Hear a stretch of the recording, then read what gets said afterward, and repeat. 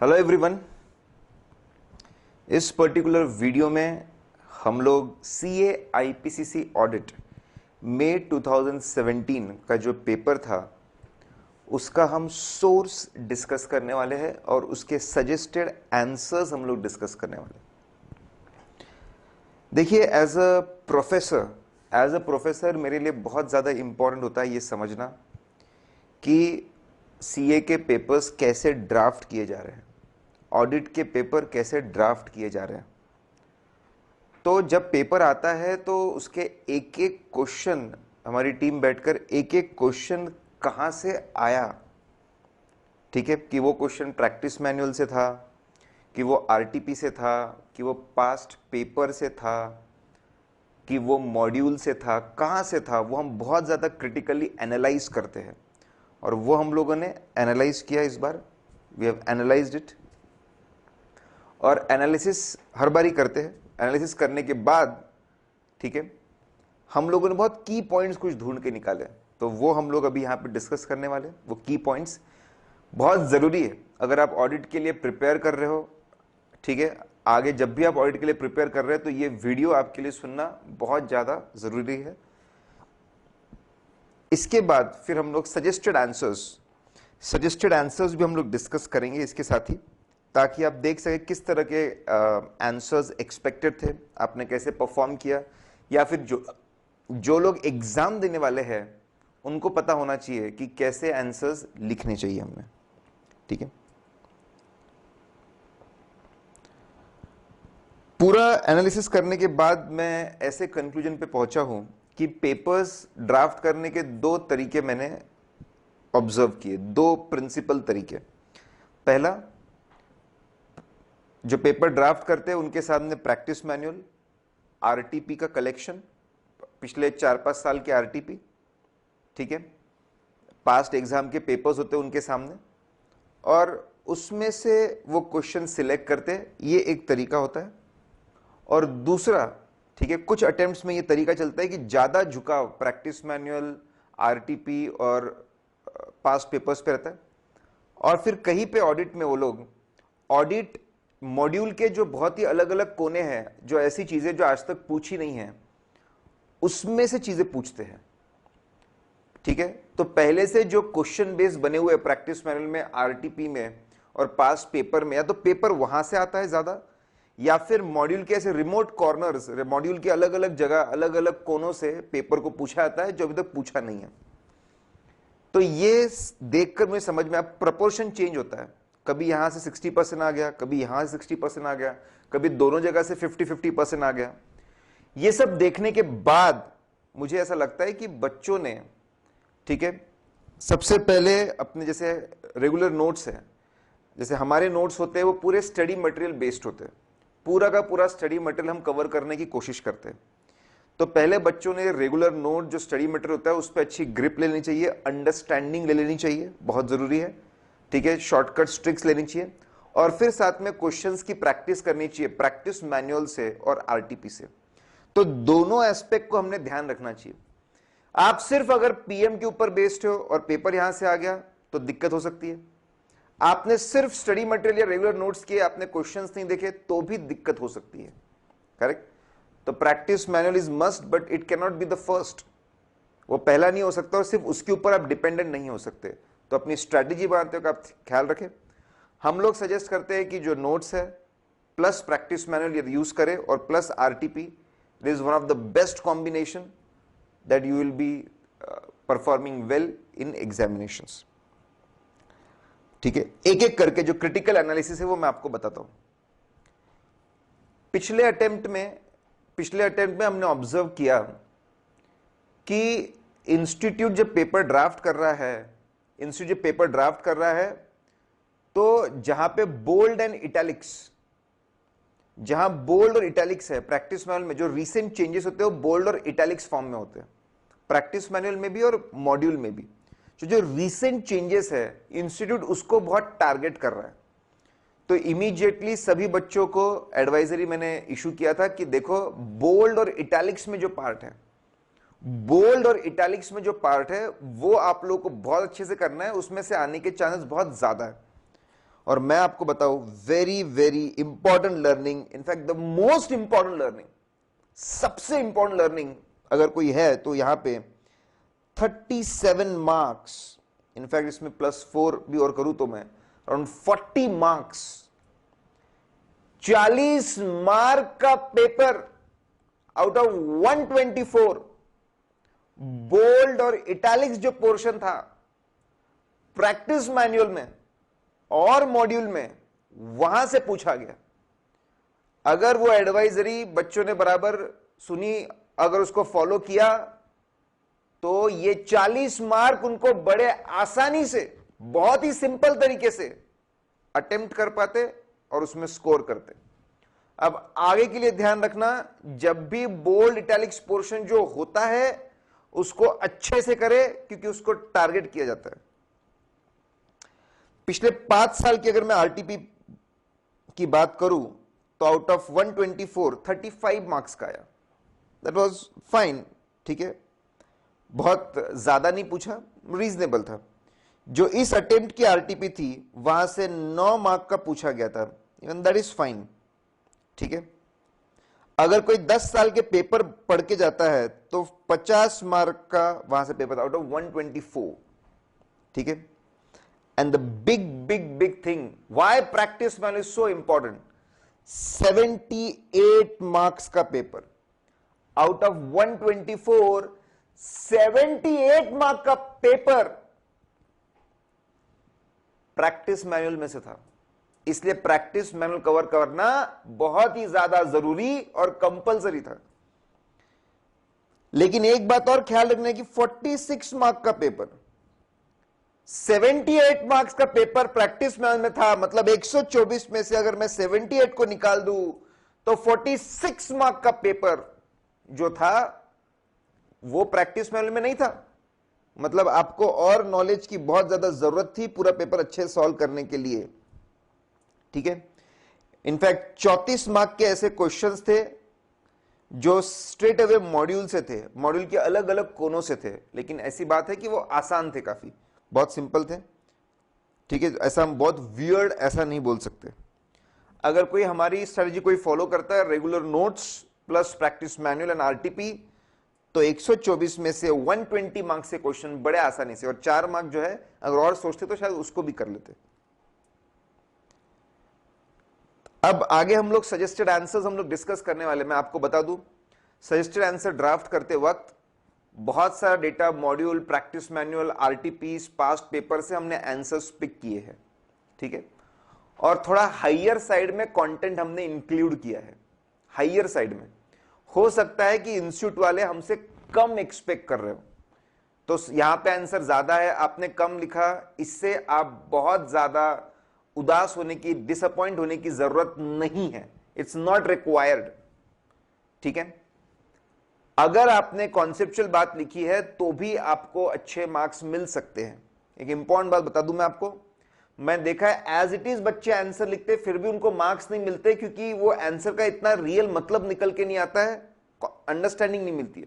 जो बच्चे सोच समझ कर लिखते हैं, बुकिश लैंग्वेज में लिखते हैं, वो ज्यादा अच्छे से एक्सप्लेन कर पाते हैं, उनको और ज्यादा बेहतर मार्क्स मिलते हैं। आप लोगों को ऐसा लगेगा कि कॉन्ट्रडिक्टरी बात करो, कोई कॉन्ट्रडिक्टरी नहीं है। जो लिखो उसको एक फ्लो में लिखो, उसका एक मतलब निकलना चाहिए। YouTube पे हमारा एक वीडियो है, how to write CA IPCC का पेपर, हाउ टू इंटरप्रीट, कैसे इंटरप्रीट करना और कैसे पढ़ना, how to interpret and how to solve CA IPC का पेपर। इसका एक पूरा वीडियो है, मस्ट है आप लोगों के लिए, आपने उसको देखना ही चाहिए। ये जो पूरी की पूरी फाइल है, ये पूरी की पूरी फाइल आप नीचे लिंक दी हुई है डिस्क्रिप्शन सेक्शन में, वो डिस्क्रिप्शन सेक्शन से आप लिंक से ये पूरी फाइल डाउनलोड कर सकते हो, और जब, ठीक है, और उसको बाद में रेफर आप कर सकते हो। पूरी फाइल दी हुई है। हर क्वेश्चन के नीचे हमने सोर्स बताया, that is the most important thing. पहला क्वेश्चन May 17 के आरटीपी में मौजूद था। May 17 RTP question number 10A, it was there. ये क्वेश्चन में 1 साल पहले के आरटीपी में आया हुआ था, तब वो क्वेश्चन नंबर 10B था। तो जो पहला क्वेश्चन है वो आरटीपी में था, ना ही आरटीपी में था, पिछले 1 साल पहले की जो आरटीपी थी उसमें भी था। तो जिसने आरटीपी केयरफुल पढ़ी थी उसको ये क्वेश्चन क्लिक हुआ होगा, और अगर उसकी अंडरस्टैंडिंग अच्छी है तो बहुत अच्छे से लिखा होगा।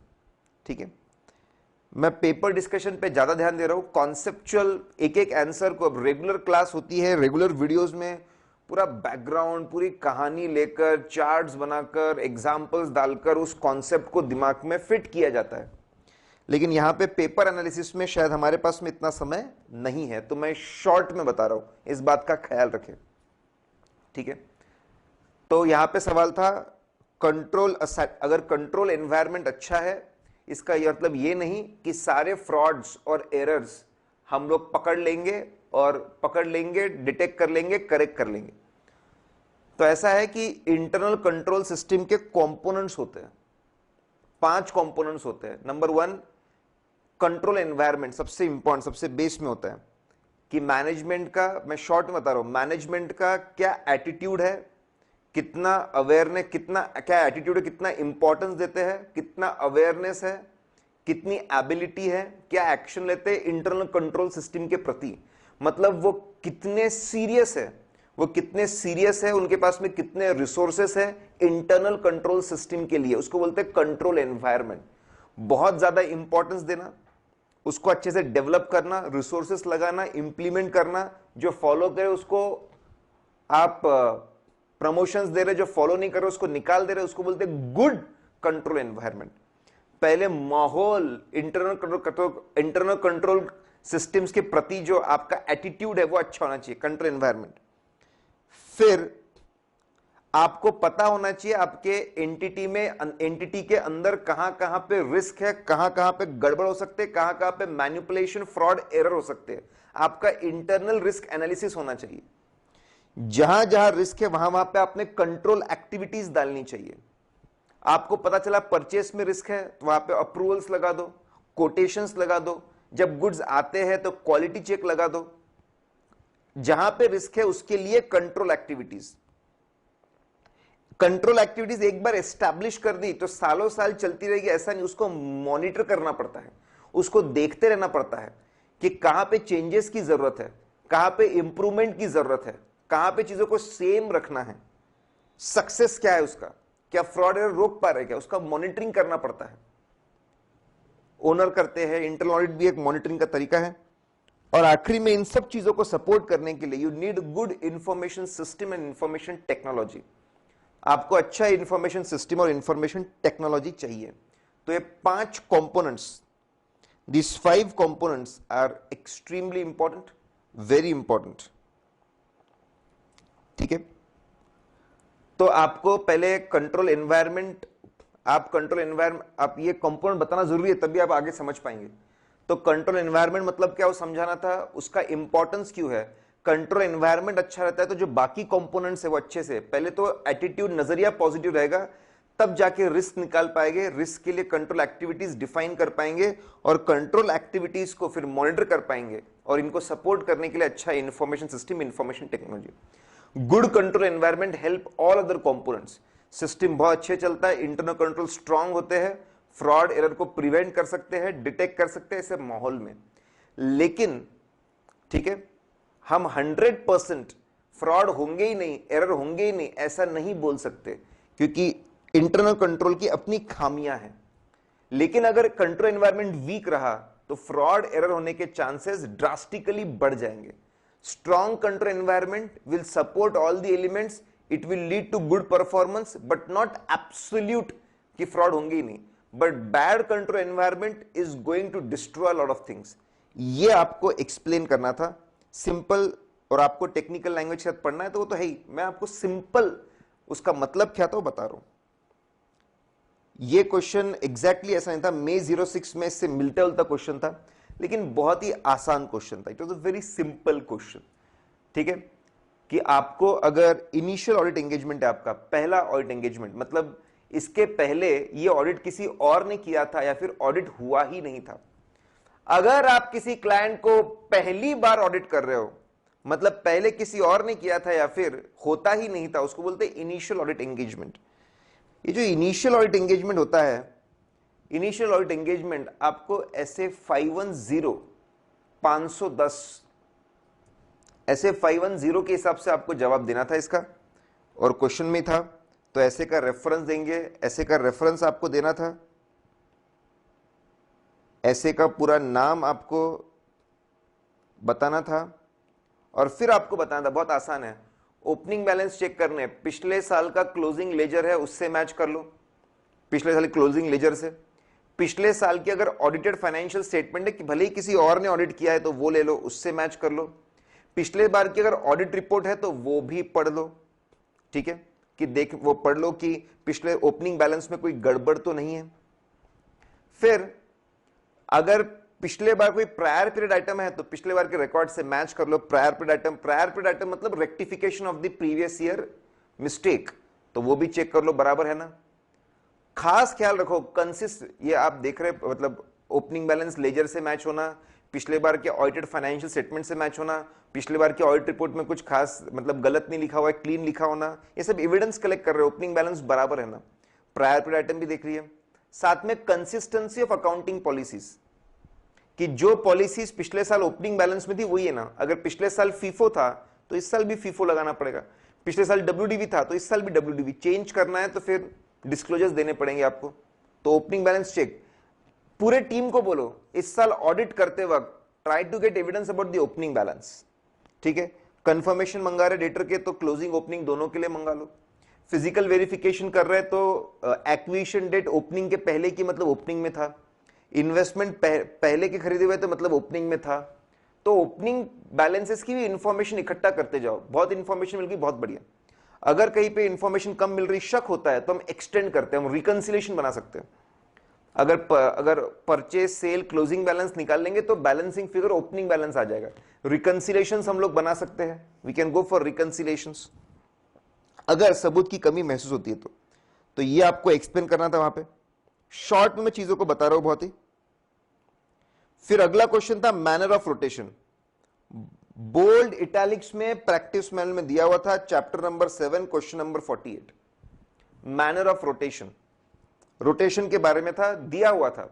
अब रोटेशन संबंधित बहुत सारी बातें होती है, सेक्शन 139(2) है, सेक्शन 139(2) है, और कार रूल्स है, company auditor and audit rules है जो रोटेशन से डील करते हैं, बहुत सारी बातें लिख सकते हैं, ठीक है। अगर आप सारी बातें लिख के आए तो बहुत बढ़िया, कुछ बातें लेकिन मॉड्यूल के हिसाब प्रैक्टिस मॉड्यूल के हिसाब से कुछ ही बातें लिखनी थी, तो यहां पे आपको बताना चाहिए था सेक्शन 139(2) एप्लीकेबल है और कार रूल्स एप्लीकेबल है। रोटेशन पीएम के हिसाब से रोटेशन कब लगता है, इंडिविजुअल 5 साल अगर 1 टर्म कर ले 5 साल की तो उसके बाद लगता है, और अगर फर्म है 2 टर्म कर ले 5 साल की 10 साल बाद लगता है। रोटेशन कब लगता है वो आपको बताना था। जब मैंने सीक्वेंस चेंज की, ये याद रखने में समझने में आसान है, तो आपको रोटेशन कब लगता है बताना था। रोटेशन जब लगता है तो ऑडिट कमेटी नए ऑडिटर का नाम प्रपोज करती है, फिर वो बोर्ड ऑफ डायरेक्टर्स के पास जाता है और फिर शेयर होल्डर्स को अपॉइंट करते हैं। ऐसा पहले audit committee to board to shareholders. अगर ऑडिट कमेटी है तो ऑडिट कमेटी ये नाम तय करके आगे बताएगी। If I say that there is audit committee, तो ऑडिट कमेटी इनिशिएट करती है प्रोसेस को कि नया बंदा कौन होगा। अगर ऑडिट कमेटी नहीं है तो board of director directly initiate करते हैं। जब ये लोग कर रहे हैं तो इसका ख्याल रखना है उनको कि जिस नए फर्म को हम रह रहे हैं उस बात का ख्याल रखना है, ठीक है, that signing partner of the old firm जो इसको रोटेशन लगा है, signing partner incharge partner of the old firm should not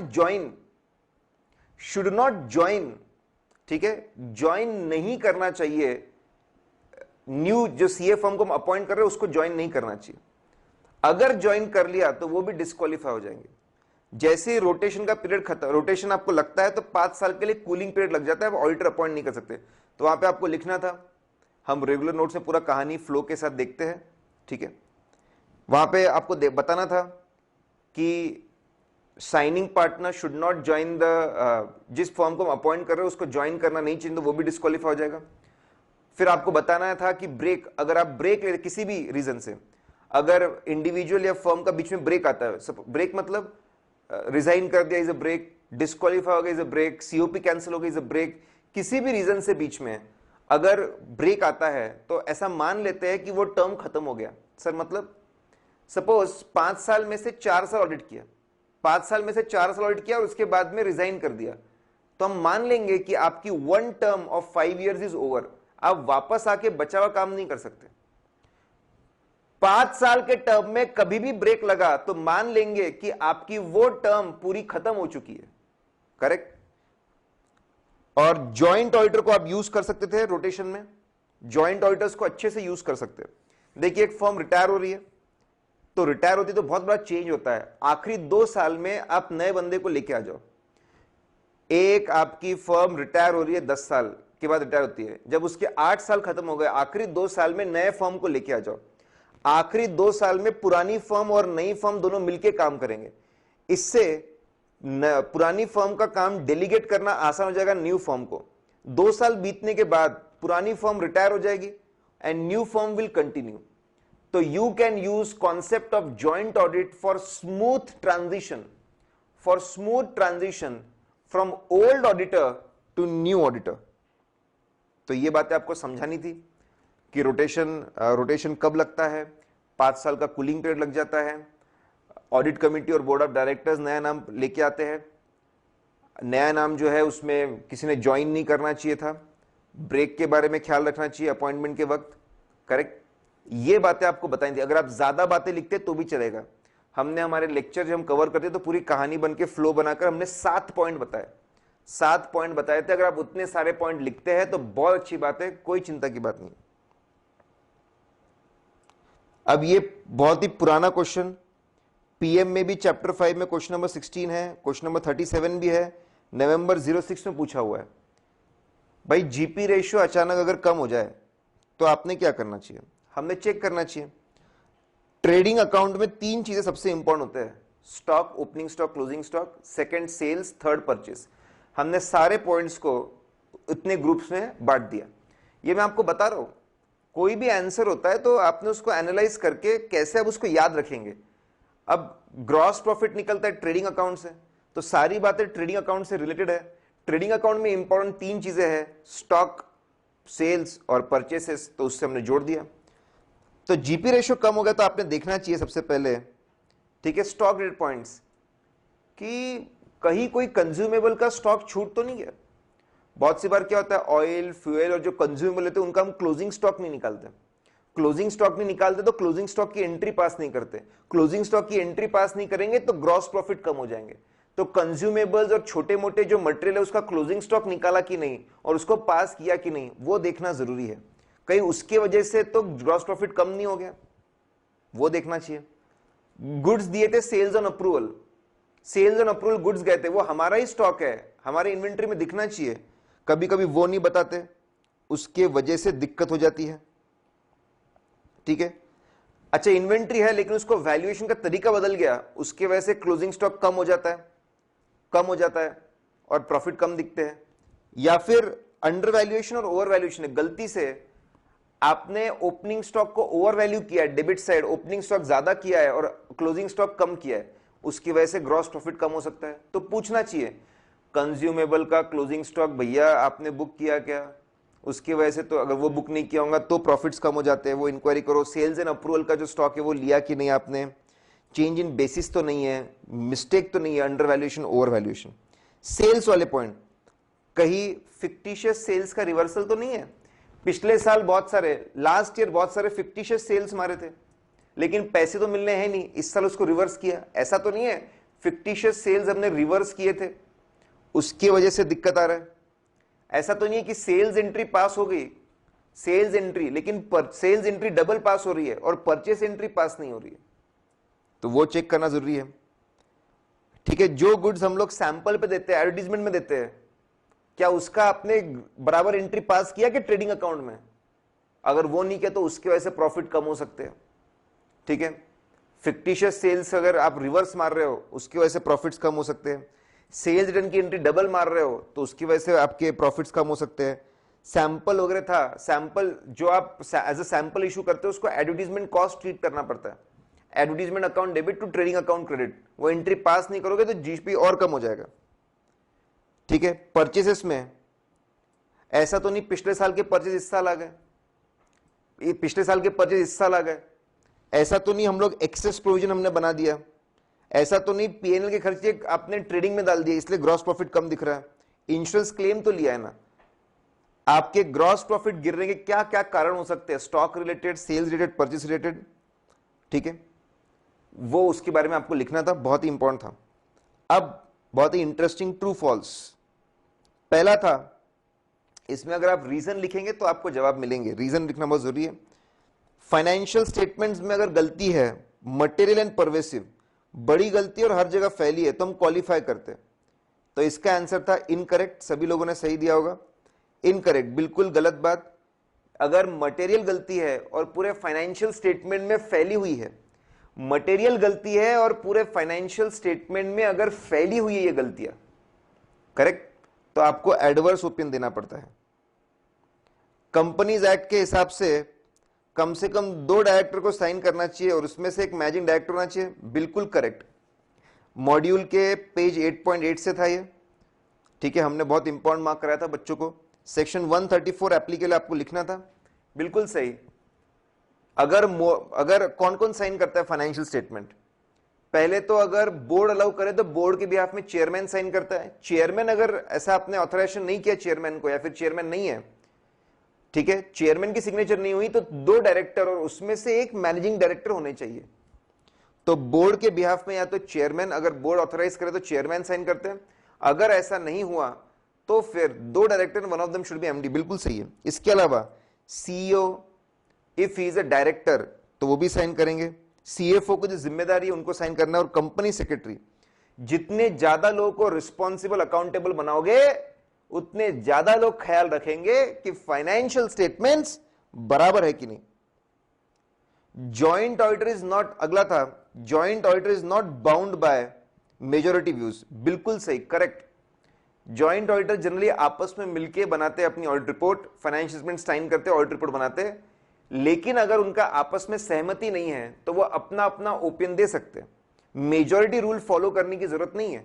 suppose 5 लोग हैं, 5 में से 4 बोलते हैं क्लीन रिपोर्ट, एक बोलता क्वालिफाइड, तो जो बंदा क्वालिफाइड बोल रहा उसको मेजॉरिटी के हिसाब से सोचने की जरूरत नहीं है, 4 वाले लोग अपनी रिपोर्ट अलग देंगे, एक जो बंदा है वो अपनी रिपोर्ट अलग देगा, तो बिल्कुल सही है। जॉइंट ऑडिटर्स को अपना ओपिनियन बनाते वक्त, अपना ओपिनियन सेट करते वक्त, ठीक है, इन लोगों को मेजॉरिटी रूल ध्यान में रखने की जरूरत नहीं है।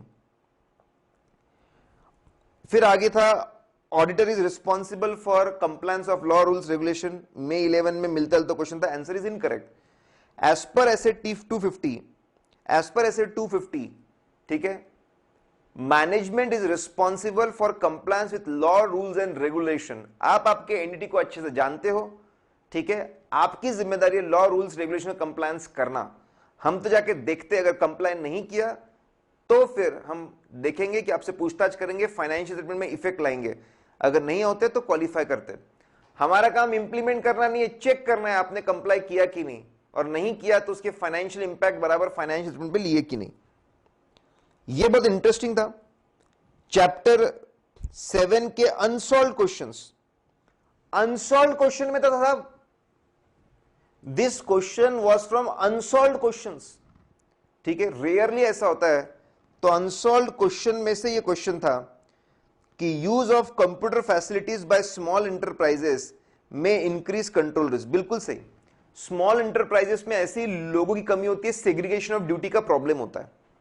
अगर आप कंप्यूटर्स यूज करेंगे तो और लोग कम हो जाएंगे, स्मॉल इंटरप्राइजेस में और लोग कम हो जाएंगे, लोग कम हो जाएंगे तो सेग्रीगेशन ऑफ ड्यूटी नहीं होगा, सेग्रीगेशन ऑफ ड्यूटी नहीं होगा तो लोग एक में का काम चेक नहीं कर पाएंगे, इंटरनल चेक। जब एक ही काम 3 लोग मिलकर करते तो एक का काम दूसरा बंदा चेक करता, उसको बोलते हैं इंटरनल चेक।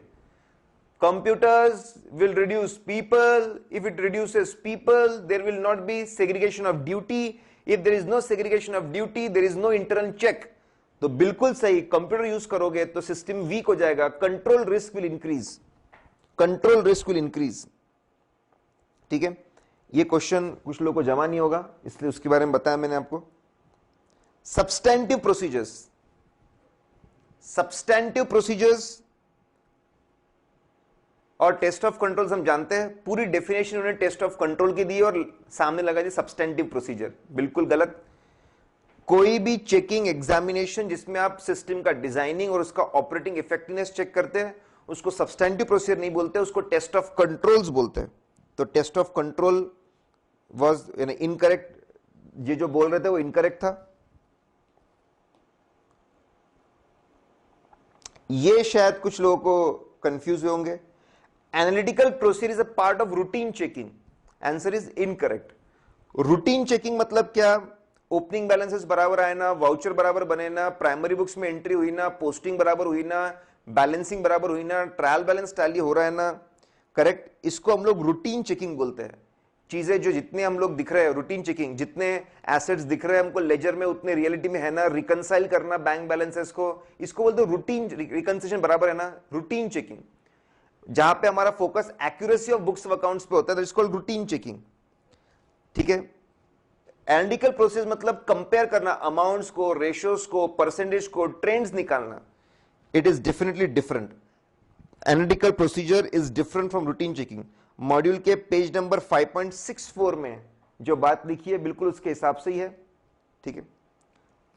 अगला क्वेश्चन था एनजीओ का। बहुत लोगों ने पूछा सर एनजीओ का क्या होगा, एनजीओ का क्या होगा। ठीक है, क्या एनजीओ को ऑप्शन है कैश बेसिस पे अपने फाइनेंशियल स्टेटमेंट रखने की? अरे साहब बिल्कुल नहीं, बिल्कुल नहीं, जबरदस्ती कंफ्यूज कर रहे हैं। कंपनीज एक्ट में सभी कंपनीज को अपने फाइनेंशियल स्टेटमेंट अक्रूवल बेसिस पे रखना पड़ता है। कैश बेसिस किसी को अलाउ नहीं है, किसी को अलाउ नहीं है। इनकम टैक्स में आपके पास ऑप्शन होता है, या तो कैश बेसिस लगा दो या तो अक्रूवल बेसिस लगा दो।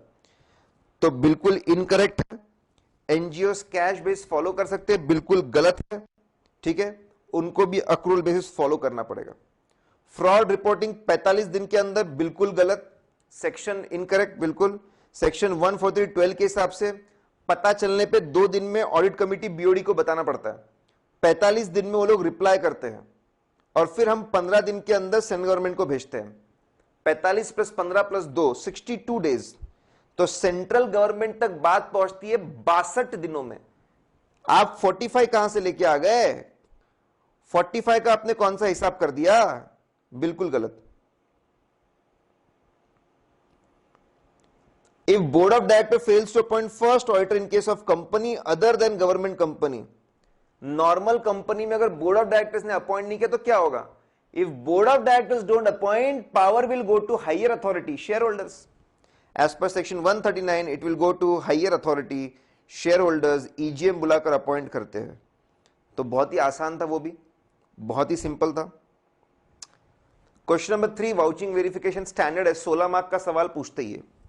ट्रेडमार्क के बारे में पूछा था, ट्रेडमार्क के बारे में पूछा था।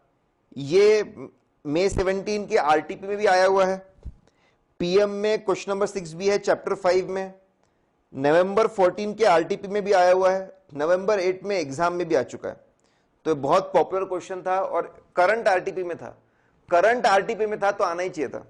आप इसको याद रखने के लिए एग्जिस्टेंस, आप ट्रेडमार्क 2 तरह के हो सकते, ट्रेडमार्क कॉपीराइट। आपने खुद ने बनाए हैं, ऐसे भी हो सकते हैं, आपने खरीदे भी है। आप एक शॉर्टकट है ERVCD, एग्जिस्टेंस। सही में बराबर ये पेटेंट है क्या? अगर हमने खुद ने बनाया तो उसके हमने एप्लीकेशंस किए ना, एप्लीकेशन भेजे, डॉक्यूमेंट्स भेजे, उन्होंने एक्सेप्ट किया, उसकी प्रोसेसिंग हुई, उसके अप्रूवल आए, वो देखना चाहिए सही में ऐसा पेटेंट है ना। अगर हमने खरीदा है तो सही में ऐसा कोई बंदा है ना जिसने कुछ बनाया है, वो आपने देखना चाहिए।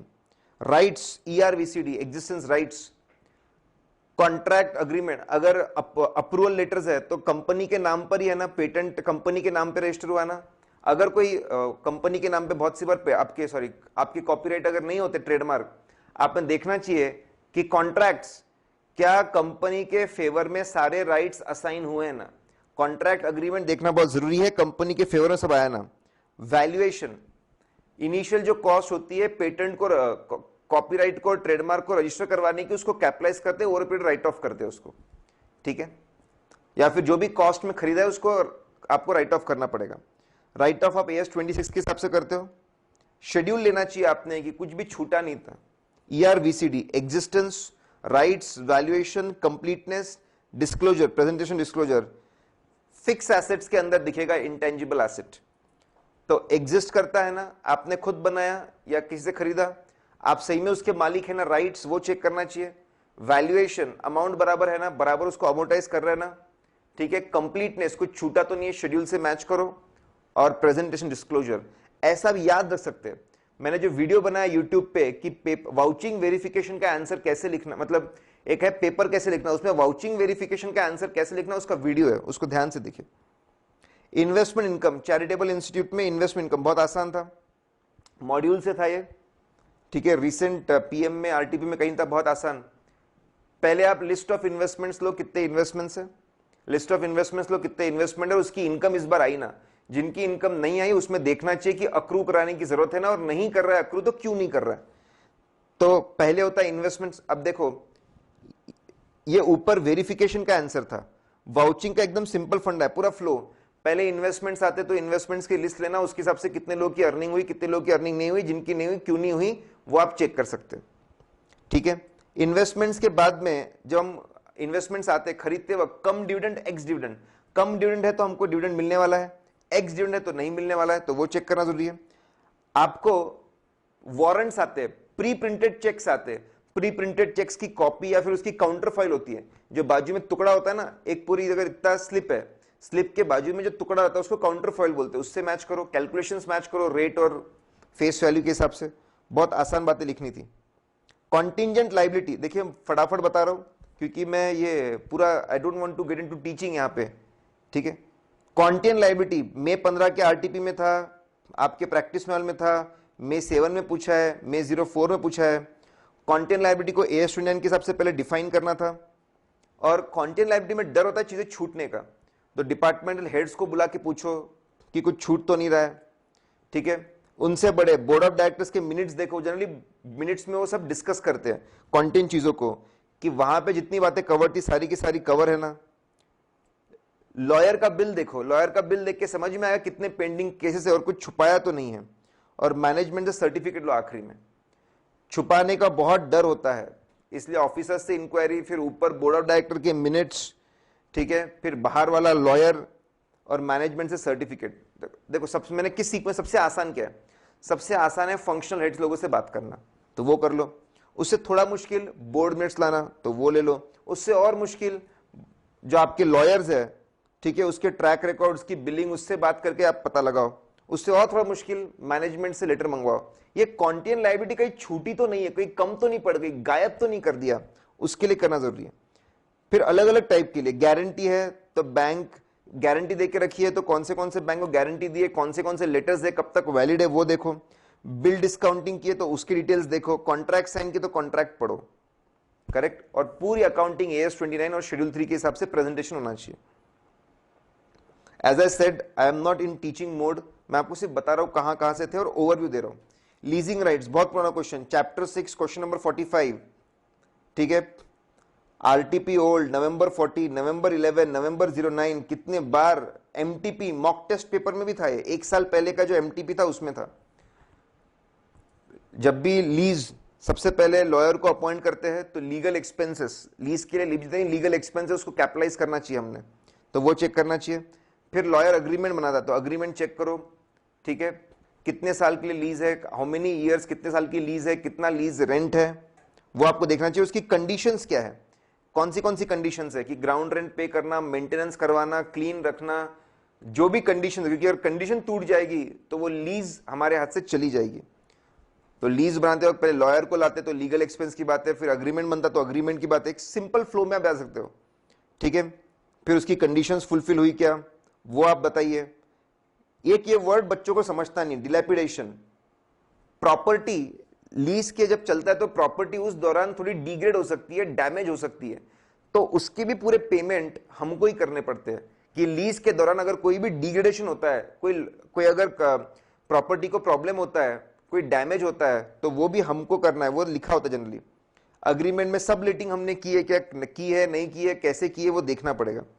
तो लिसन, लीज में मैंने बोला एक फ्लो याद रखो, पहले लॉयर आता है तो लॉयर के लीगल एक्सपेंस की बात की, फिर उसके बाद में साइनिंग होती है, अग्रीमेंट बनता है तो अग्रीमेंट की बात करो, उसके कंडीशंस की बात करो, करेक्ट। डिलैपिडेशन के बारे में बोला है कि उसके अंदर उसके बारे में बात करो, सबलेटिंग के बारे में बात करो। I am giving you overview guys. फिर अगला था मैनेजमेंट रिस्पॉन्सिबिलिटी, ठीक है।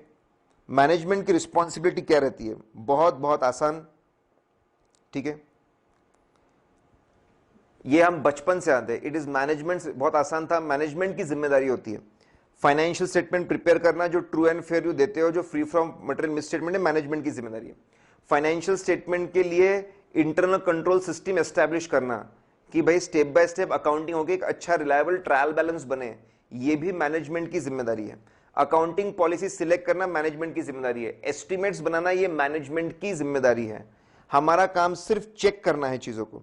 अच्छा, ये सब बनाने के बाद में ऑडिटर के साथ में पूरी इंफॉर्मेशन शेयर करना टाइमली बेसिस पे, ठीक है। ये all these are responsibilities of the management, ठीक है। अगला था रैंडम सैंपलिंग, बार बार पीएम में भी था, बोल्ड इटैलिक्स में था पीएम में साहब, ठीक है। बहुत ही आसान था random sampling, it's very simple straight forward. आप सारे वाउचर्स को नंबर कर दो, सारे वाउचर्स को नंबर कर दो, 25,000 सेल्स के वाउचर सबको नंबर कर दो। रैंडम नंबर टेबल आते हैं, या फिर गूगल में आपके एक्सेल में फंक्शन है रैंडम बिटवीन, या ऐप भी आते हैं। जो रैंडम नंबर निकलेगा उसके आप सिलेक्शन कर दो, सिंपल रैंडम सैंपलिंग।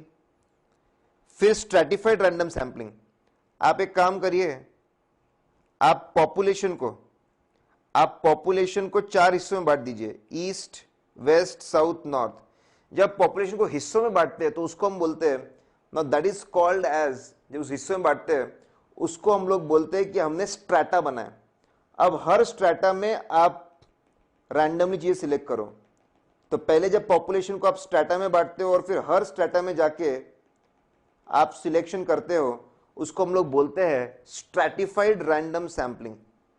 तो आपको बताना था स्ट्रैटिफाइड रैंडम सैंपलिंग भी, दोनों चीजें आपको बतानी थी। आप स्ट्रैटा कैसे भी बना सकते हो, तो रैंडम सैंपलिंग में आपको सिंपल रैंडम और स्ट्रैटिफाइड रैंडम दोनों बताना था। लेटर ऑफ एंगेजमेंट का क्या इंपॉर्टेंस है, पीएम का क्वेश्चन है, चैप्टर नंबर 3 क्वेश्चन नंबर 4। ऐसे बहुत सारे असाइनमेंट्स होते हैं जहां पे audit is mandatory. Companies act, cooperative societies act, banking regulation act, ठीक है। बहुत जगह कंपलसरी है और सब कुछ दिया हुआ है कि ऑडिट में ऑडिटर क्या जिम्मेदारी है, मैनेजमेंट की क्या जिम्मेदारी है, बहुत सारी बातें लिखी है, ठीक है। लेकिन ऐसे बहुत सारे ऑडिट्स होते हैं, प्रोप्राइटर का ऑडिट, पार्टनरशिप का ऑडिट, ठीक है, एचयूएफ का ऑडिट, ऐसे बहुत सारे ऑडिट होते हैं जहां पे कोई रूल्स रेगुलेशन नहीं होते। एंगेजमेंट लेटर का इंपॉर्टेंस बहुत बढ़ जाता है, जहां पे वॉलंटरी ऑडिट्स होते हैं वहां पे बहुत ज्यादा इंपॉर्टेंस बढ़ जाता है। देखिए, जहां पे मैंडेटरी ऑडिट से और लॉ में सारी बातें दी हुई है, किसकी क्या जिम्मेदारी है वो समझना बहुत आसान होता है। लेकिन वॉलंटरी ऑडिट्स में क्लाइंट की कभी कभी एक्सपेक्टेशन थी ऑडिट के साथ में आप दोनों स्टैट ऑडिट, टैक्स ऑडिट भी कर दो, आप वैट, आप ठीक है वैट ऑडिट भी कर दो, आप टैक्सेशन भी कर दो, आप मेरे रिटर्न्स भी फाइल कर दो। ऐसे बहुत सारे एक्सपेक्टेशन होते हैं क्लाइंट के।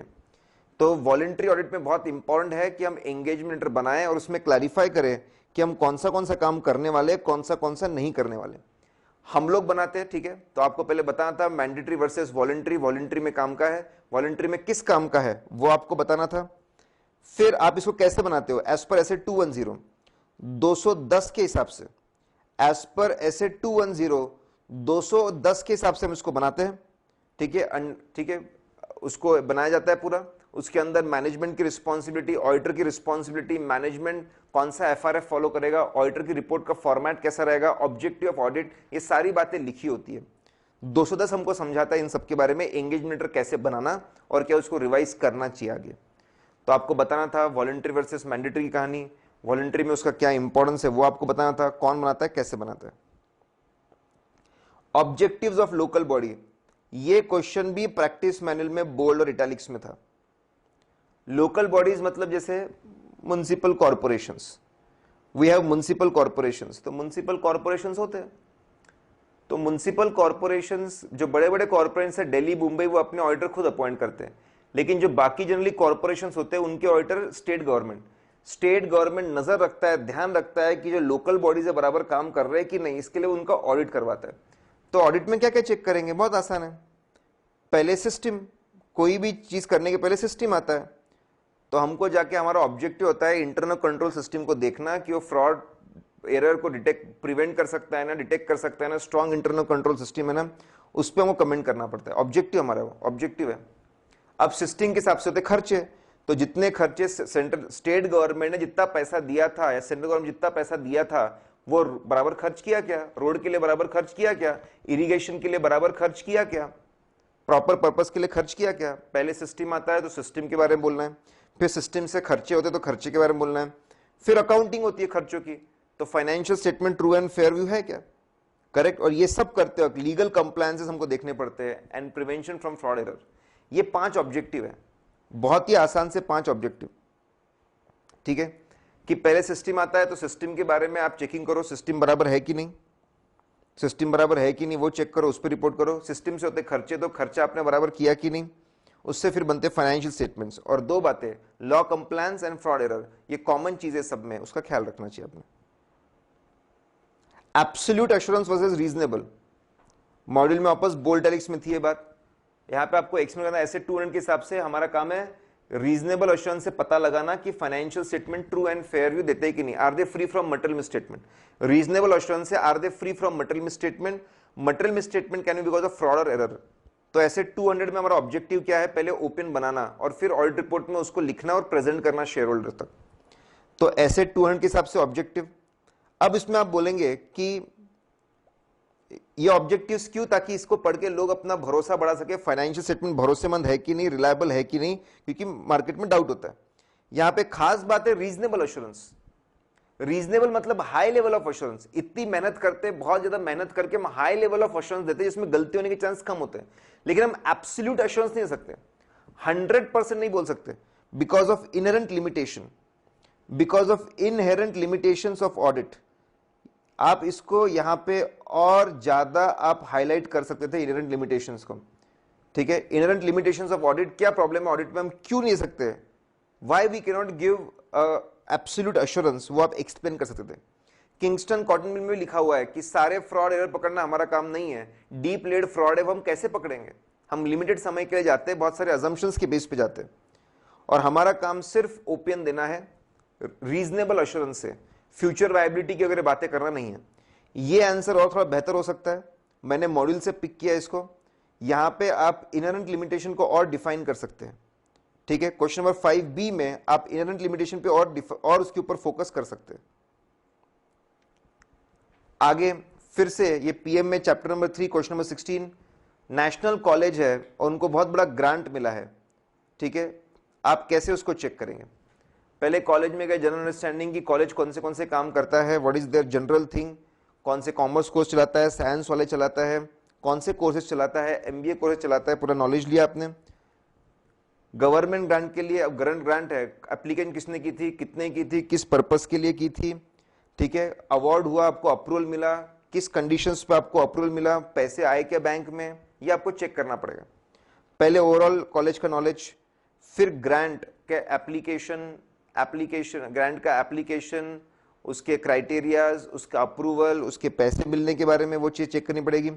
पैसे मिलने के बाद आपने बजट्स कैसे बनाए और एक्चुअल उसके आसपास है क्या। कैपिटल एक्सपेंडिचर है तो उसको कैपिटलाइज करना पड़ेगा, बैलेंस शीट में अलग से दिखाना पड़ेगा, ठीक है। अगर रेवेन्यू एक्सपेंडिचर है तो वो हम लोग फंड में से माइनस करते हैं, जिस पर्पस के लिए फंड मिला है उसमें से हम लोग उसको माइनस करते हैं, उसको पीएनएल में ट्रीट नहीं करते। ये देखना जरूरी है, उसको पीएनएल में ट्रीट तो नहीं किया ना, ठीक है। और उसको withdrawal of money from fund बोलेंगे। आखिरी में फंड के कितने एसेट्स बने, कितना कैश बचा, कितने बैंक बैलेंस बचा, कितने प्रॉपर्टी बचे, वो देखना जरूरी है। और उसका प्रोग्रेस, प्रोजेक्ट जो चल रहा है उसका प्रोग्रेस क्या है। आखिरी में फाइनेंशियल स्टेटमेंट में अलग से फंड दिखेगा, लेकिन फंड के साथ स्टेटमेंट जाता है, increase decrease of the fund and closing balances. ये नोडल ऑफिसर्स को भी जाता है, जो नोडल ऑफिसर्स है, जो एनजीओ के ऊपर नजर रख रहे हैं, उनको भी वहां से चेक कर सकते हैं आप। सो गाइज, मैं as I said is not teaching, मैं सिर्फ आपको ओवरव्यू दे रहा हूं क्या क्या लिखना था उसके अंदर। कौन से क्लास ऑफ कंपनीज को रोटेशन लगता है, बहुत बहुत ज्यादा आसान, कौन से क्लास ऑफ कंपनीज को रोटेशन लगता है, ठीक है।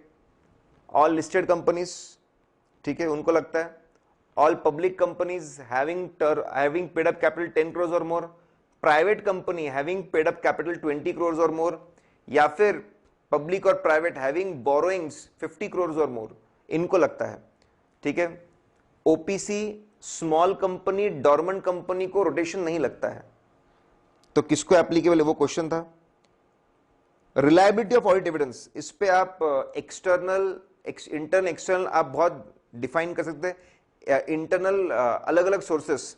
ठीक है, रिलायबिलिटी के बारे में आप ऐसे 500 के हिसाब से बहुत सारी बातें, अलग अलग सोर्सेस, कुछ एक्सटर्नल होते हैं कुछ इंटरनल होते हैं, तो एज पर सोर्स आप एक्सटर्नल इंटरनल उसको डिवाइड कर सकते थे।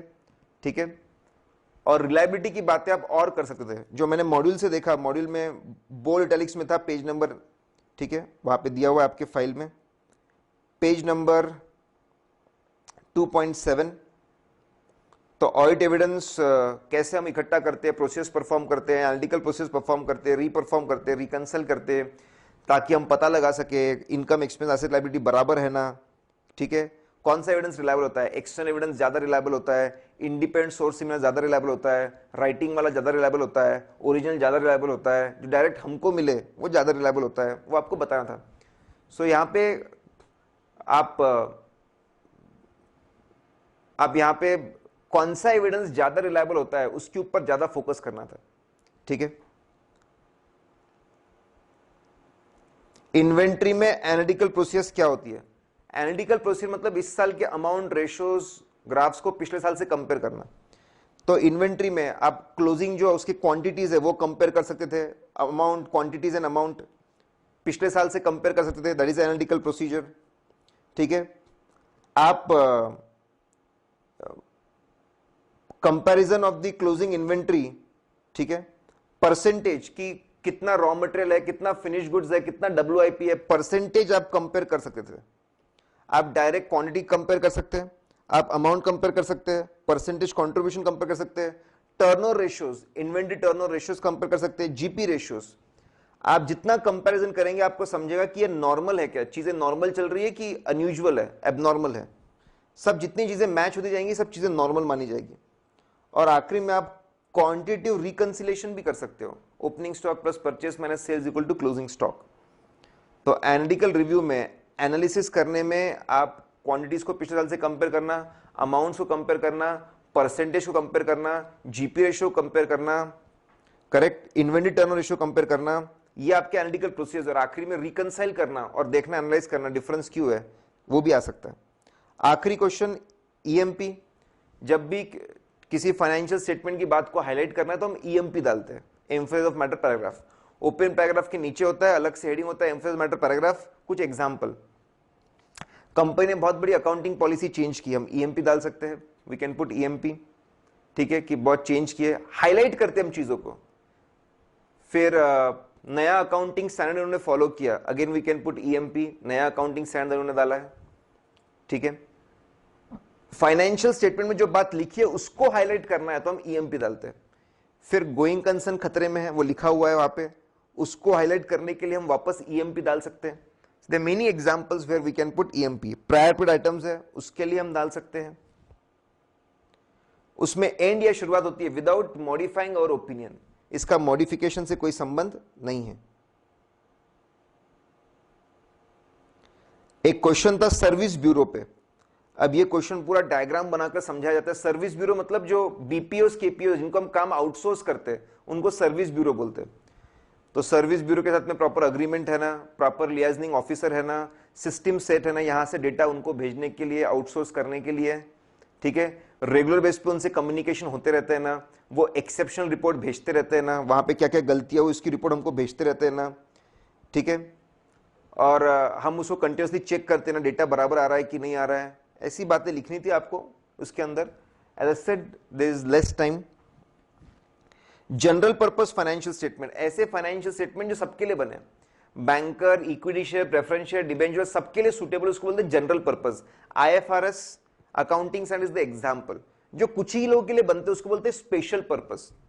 ठीक है, सिर्फ ट्राई के लिए बने सर्कल वाइज ताकि वो लाइसेंस फीस तय कर सके, उसको स्पेशल पर्पस बोलेंगे। सिर्फ डिबेंचर होल्डर के लिए हमने कैश बेस पे बना के रखा है तो उसको भी हम लोग स्पेशल पर्पस बोलते हैं। ठीक है, उसके बारे में लिखा है।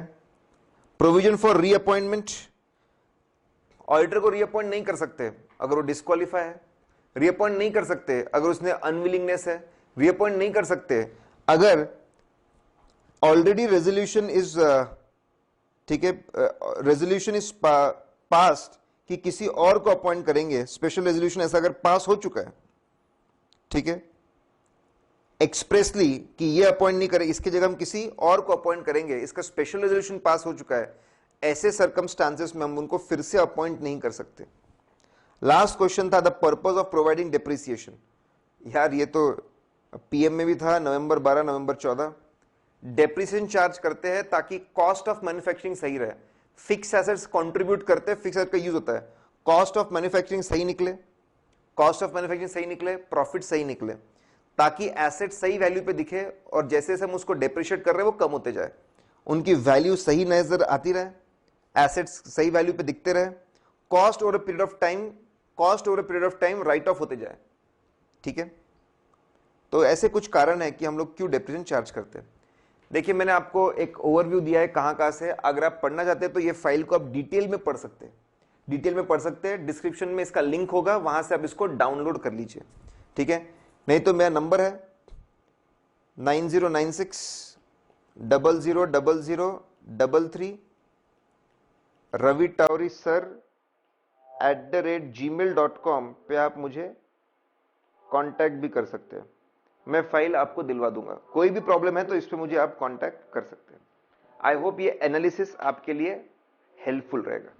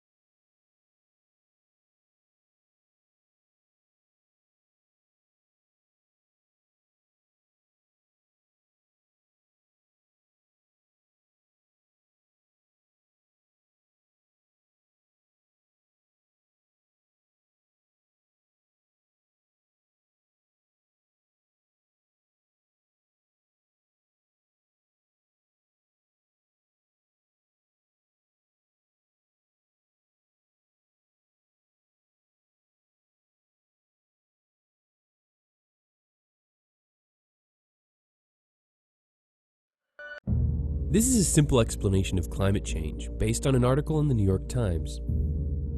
The average temperature on the surface of the planet has already increased 1.7 degrees Fahrenheit since 1880, which may not seem like much, but think about it this way. The heat from human emissions is roughly equal to 400,000 Hiroshima atomic bombs exploding across the planet every single day. Future generations are in big trouble, but for now, it'll gradually continue to get warmer and storms will grow more intense, with longer periods of drought in between. But longer term, if emissions continue to rise unchecked, the climate disasters will be so severe they will destabilize entire nations, send millions of refugees across borders, cause widespread extinction of most species on Earth, and melt the polar ice caps, leaving most of the world's coastal cities several feet underwater. All this could take centuries, but something like the sudden collapse of agriculture would trigger immediate chaos in society. Best case is we get our act together and begin to rapidly bring emission levels down. Meanwhile, Earth turns out to be less sensitive to greenhouse gases than we currently believe, plants and animals adapt quickly, and major technological breakthroughs help society limit emissions and adjust to climate change. But these are all the opposite of what we're actually seeing, so the only thing in our control is to limit emissions using all available tools and best behaviors currently at our disposal. Worst case, the collapse of food production causes spiraling prices, and as our capitalist utopia breaks down, billions starve as our world gets violent and messy real quick, kind of like a zombie apocalypse, but with extreme hunger spreading chaos instead, so yeah, still just like a zombie apocalypse. This would be coupled with the melting of the Antarctic ice sheet, leading to rapidly rising seas that would force us to abandon many of our greatest cities and all of the social and scientific progress that we were making within them. Adding insult to injury is the fact that many of the emissions were emitted while building these now abandoned underwater metropolises. If emissions continue unchecked, we're looking at a total rise of between 80 to 160 feet, which would occur if all the ice in the poles melted. So the oceans will rise. The real question is how fast. Scientists only have Earth's history to base their predictions on, which suggests that the rate has occasionally hit 1 foot per decade, so we'll have to adapt to an altered coastline sooner or later, but probably much sooner than later, because computer forecasts only give us a range of future possibilities. The most important evidence comes from the study of past climate conditions, which clearly show that every time the amount of carbon dioxide in the air rises, the Earth warms up, ice melts, and the ocean rises. What's important to remember here is that we are in uncharted territory. Humans are pumping carbon dioxide into the air far faster than nature ever has before us.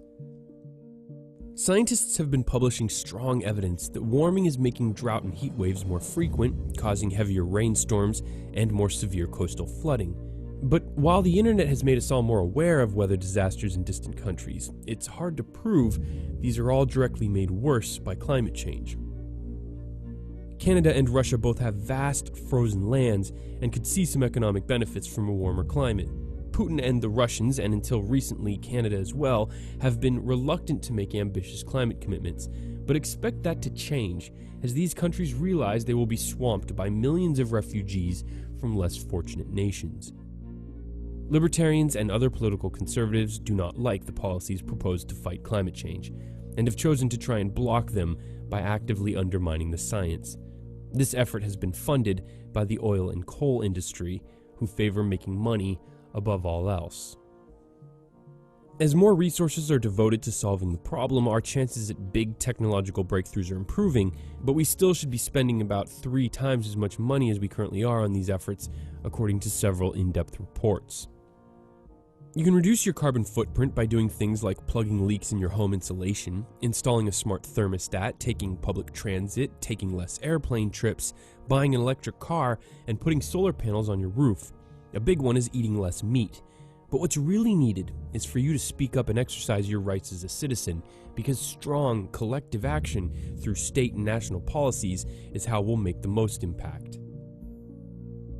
Considering that we've been ignoring scientists' warnings since the 80s to limit emissions, we're pretty late in the game. But we've finally reached a moment where nearly every country in the world agrees this is a huge problem and seem ready to commit to taking at least some kind of action. Leading corporations will continue to make bold promises to do their part, low-emission technologies will improve, and many states and cities will go much further than any goals set by their national governments. The United States, the world's biggest economy, is finally starting to move aggressively, and China, the world's largest emitter, is beginning to recognize that it needs to do the same, as many of its megacities will be underwater if the seas rise too high. But it's up to us, the ordinary citizens, to continue demanding our political leaders tackle climate change, the hardest problem that humanity has ever faced. So like and share this video to help it spread. A special thanks to Justin Gillis of the New York Times for putting together the original article, which is linked in the more info section below. Until next time, thanks for watching TDC. I'm Bryce Plank.